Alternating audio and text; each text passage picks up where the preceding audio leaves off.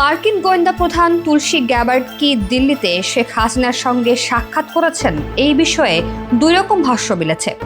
ভারতের একাধিক গণমাধ্যম কর্মী দাবি করেছেন তুলসী গ্যাবার্ডের সঙ্গে শেখ হাসিনার সাক্ষাৎ হয়েছে, কিন্তু এই সাক্ষাৎ নিয়ে কোথাও কোনো প্রতিবেদন নেই। আবার সোশ্যাল মিডিয়ায় বেশ কিছু পোস্টে দাবি করা হয় শেখ হাসিনার সঙ্গে তুলসীর কথা হয়েছে।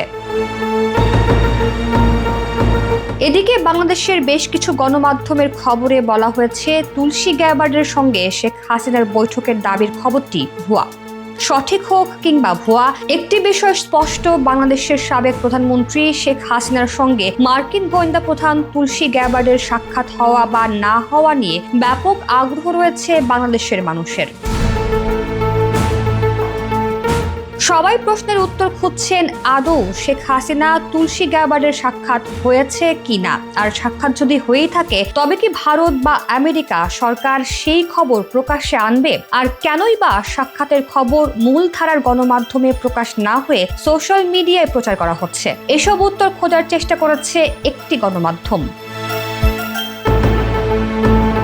এর আগে মার্কিন ন্যাশনাল ইন্টেলিজেন্সের পরিচালক তুলসী গ্যাবার্ড 3 দিনের এক গুরুত্বপূর্ণ সফরে 16 মার্চ সকালে দিল্লিতে এসে পৌঁছান। এই সফরে তিনি যেমন বিশ্বের বিভিন্ন দেশের গোয়েন্দা প্রধানদের সঙ্গে এক শীর্ষ সম্মেলনে অংশ নেন, তেমনি আলাদা করে একান্ত বৈঠক করেন ভারতের জাতীয় নিরাপত্তা উপদেষ্টা অজিত দেওয়ালের সঙ্গেও। তুলসী গ্যাবার্ডের 3 দিনের ভারত সফরের প্রতিটি মুহূর্ত আগে থেকেই ঠিক করে রাখা ছিল, সেভাবেই প্রতিটি কর্মসূচিতে যোগ দেন তিনি। কিন্তু তুলসী গ্যাবার্ডের 17 মার্চের কর্মসূচিতে 2 ঘন্টায় কিছু ছিল না। এই 2 ঘন্টা তিনি কি করবেন সেই তথ্য কারো জানা নেই। এই কারণে প্রশ্ন উঠেছে, ভারতের প্রধানমন্ত্রী নরেন্দ্র মোদীর সঙ্গে দেখা করার আগে তিনি শেখ হাসিনার সঙ্গে দেখা করেছেন কিনা। শেখ হাসিনা তুলসী গ্যাবার্ডের সাক্ষাতের খবরের সত্যতা নিয়ে দিল্লির 2জন সাংবাদিক মন্তব্য করলেও নাম প্রকাশ না করার অনুরোধ করেছেন। তাদের একজন ভারতীয় সংবাদ সংস্থা এশিয়ান নিউজ ইন্টারন্যাশনালের সাংবাদিক। তিনি বলেন, মার্কিন গোয়েন্দা প্রধান ভারত সফরে বিভিন্ন কর্মসূচিতে যোগ দিয়েছেন, তার বেশিরভাগের তথ্য গণমাধ্যমের সামনে আনা হয়নি। তাছাড়া তুলসী গ্যাবার্ডের সফর সূচিতে 2 ঘন্টার কোনো তথ্য জানা যায় না। সে কারণে বাংলাদেশের সাবেক প্রধানমন্ত্রী শেখ হাসিনার সঙ্গে তার সাক্ষাতের বিষয়টি আলোচনায় এসেছে। তিনি আরো বলেন, তবে কিছু ঘটনার পরম্পরা দেখে বোঝা যায় শেখ হাসিনা তুলসী গ্যাবার্ডের সঙ্গে সাক্ষাৎ করেছেন এবং সেখানে উপস্থিত ছিলেন অজিত দেওয়াল। তাছাড়া তুলসী যুক্তরাষ্ট্রের গোয়েন্দা প্রধান, তার সব কর্মসূচিতে এমনিতেই প্রকাশ করা হয় না।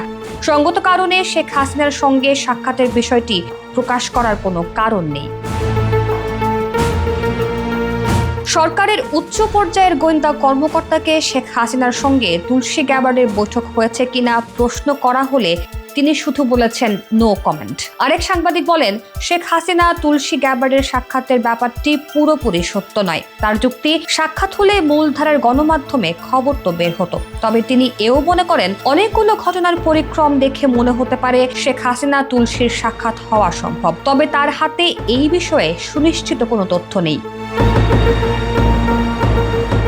কলকাতার আরেক জ্যেষ্ঠ সাংবাদিক বলেন, হিলারি ক্লিন্টন ইউসুফ আর তথাকথিত সমন্বয়কদের বাংলাদেশের ক্ষমতায় বসিয়েছিলেন। সবটাই জানেন তুলসী গ্যাবার্ড। এজন্য তিনি বাংলাদেশের ইসলামী উগ্রবাদ নিয়ে স্পষ্টভাবে বলেছেন। সেই কারণে দিল্লিতে শেখ হাসিনার সঙ্গে তুলসী গ্যাবার্ড দেখা করেছেন। শেখ হাসিনা তাকে বিস্তারিত জানিয়েছেন কিভাবে 5 আগস্টের পর কোন কোন মৌলবাদী গোষ্ঠীর তৎপরতা কতটা বেশি হয়েছে।